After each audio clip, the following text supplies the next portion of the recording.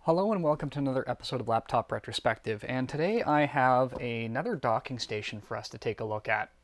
This one is from TOBENONE, and they sent this to me over to test it out. So right from the get-go, I want to let everybody know that this was sent to me for the purposes of this review. I did not personally purchase this.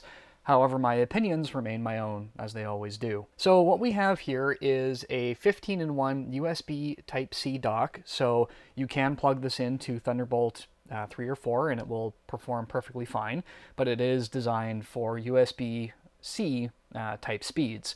So I'm going to go over the ports, what you get in the box, all that good stuff. There are two versions of this available on TOBENONE's website. There is a 65-watt charger, which is this one. You can also get it with a 100-watt charger.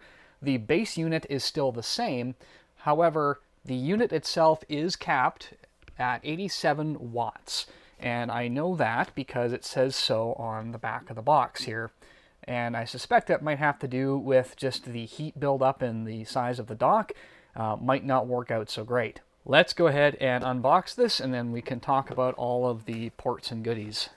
We have a slip cover that comes right off. We open this up, and we can start pulling things out of the box. We have a card in the bottom, and it folds out to give you all sorts of information, how to set it up, a troubleshooting guide. And then we have two accessory boxes, one containing two cables, USB Type-C for the both of them. I suspect one will provide power to the unit, the other one will plug into the laptop. And then over here, we should have the charger that we plug into the wall. So let's clear all this down and then take a look at what we're really dealing with here.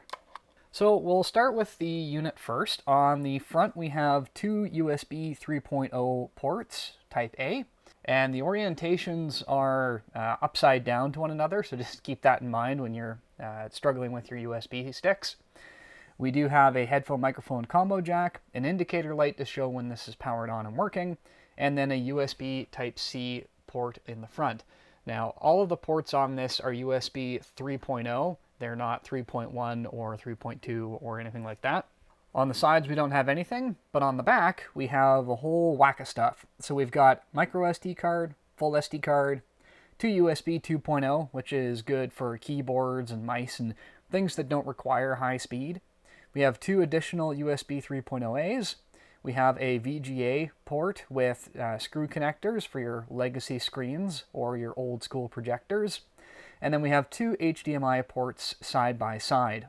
We then have a power input, which we would use with this to plug in one of our USB cables here.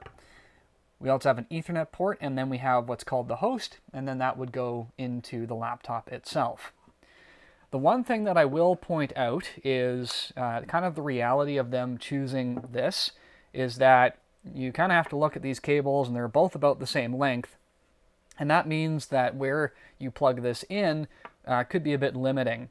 You've seen on the channel that I have like these 10-foot long USB Type-C cables. So quite frankly, I would probably use that because with this, I don't even know if this is going to reach to the floor. So that is kind of a thing that I would point out, is that it would have been nice to see one of these cables longer for power. If you're using this on a desk, no real problem there. But if you are plugging into a wall or someplace where things might not be accessible, that is something you might want to consider purchasing on top of this dock. Okay, this is excellent. So what we've got here is an X1 Carbon Gen 5 with Thunderbolt 3, but it's plugged into this. I've got two 27-inch Samsung monitors running at 1080p, and I'm just going to start plugging in a few other things just to see what ends up happening. I think it's like formatted for an operating system, so it may not detect. Yeah, that checks out, but it does read it, so that's good. We'll unplug that, and then I've got a SD card, which I'll just reach in behind here. There we go. Had to turn it upside down, but all the old clips are still on here. So overall, some initial conclusions about this is that this is perfectly serviceable.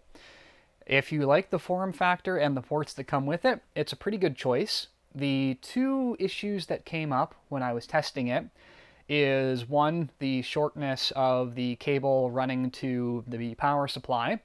The other thing that I'll mention is just a issue of the design, and that is, of course, if you want it upright like this, I have found that it does like to wobble backward. It is somewhat lightweight. It does have a nice durable chassis, but I think the internals are probably not weighed down by anything, which does mean that it might tip and move around on the desk a little bit more than a person might like. Of course, one of the ways you can get around that is, of course, tilting it on its side, and the problem is mostly solved. But again, this is somewhat lightweight, and it only has the anti-slip feet on the bottom. It doesn't have it on the sides. So it was very clearly designed to be standing upright. If you enjoyed this sort of content and want to see more like it, then I would encourage you to subscribe to the channel, because I have featured a few of these docking stations on it before, and I would be curious to know what you think. So make sure you're leaving some comments in the comment section. I love having discussions with my viewers about this stuff, what they see that maybe I missed. And if you are looking for one of these yourself, I will leave some links in the description down below where you can find it if that interests you. Thank you so much, and I will see you next time.